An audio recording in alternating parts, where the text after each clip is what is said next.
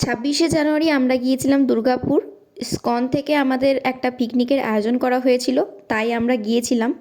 আর প্রথমে আমরা ইস্কন এসেছিলাম, তারপর মন্দিরে ঠাকুরের দর্শন করে গিয়েছিলাম যেখানে পিকনিকের আয়োজন করা হয়েছিল। রাস্তাটা দেখো, একদম লাল মাটি, পুরো গাছগুলো লাল হয়ে আছে। আমরা গিয়েছিলাম অমস অর্গানিক গার্ডেন। এই পিকনিকের নামকরণ করা হয়েছিল গোপাল পিকনিক, তাই গোপালরাও আমাদের সঙ্গে পিকনিক করতে এসেছে। এসে আমরা ব্রেকফাস্ট করে নিয়েছিলাম। প্রজাতন্ত্র দিবস উপলক্ষে পতাকা উত্তোলনের আয়োজন করা হয়েছিল।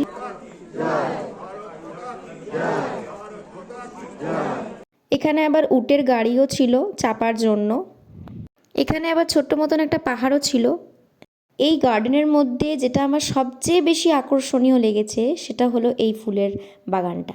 এইদিকে আবার লাল লাল স্ট্রবেরিগুলো কি সুন্দর ধরেছে, তাই না? আর এই রজনীগন্ধাগুলো এখানে খুব সুন্দর লাগছিল। আর এই ছোট্ট ছোট্ট ঘরগুলো কি সুন্দর লাগছে, থাকার জন্য মনে হয় ভাড়া দেওয়া হয়। এই দিকে ডালিয়া ফুলগুলোর রঙগুলো কি সুন্দর, তাই না? এই দিকে গার্ডেনের ভেতরের ক্যান্টিনটাতে আমরা খেলাম চা আর দেখলাম বিরাট বড় একটা ফ্যান। এই গাড়িটা এত বড়, 6জন একসাথে বসা যায়, আবার চালানোও যায়।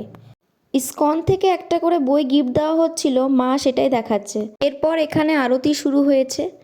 তারপর আমরা এখানে দুপুরের খাবার খেলাম। এবার চলে এসেছি আমরা শিবশক্তিধাম। এখনও পর্যন্ত খোলেনি, আমরা দাঁড়িয়ে আছি গেটের বাইরে, কিছুক্ষণ পরেই খুলবে। আমি এখানে একটু তিলকও করে নিয়েছি। এখানে মন্দিরের প্রবেশের সময়সূচি দেওয়া আছে। ঢুকতেই কি সুন্দর ফুলগুলো, আর মন্দিরটাও অসাধারণ সুন্দর। এখন মহাদেবের সিঙ্গার হচ্ছে, এরপর আরতি হবে। আর এই দিকে ফুলের বাগানটা থেকে চোখ সরানো যাচ্ছিল না, অপূর্ব সুন্দর।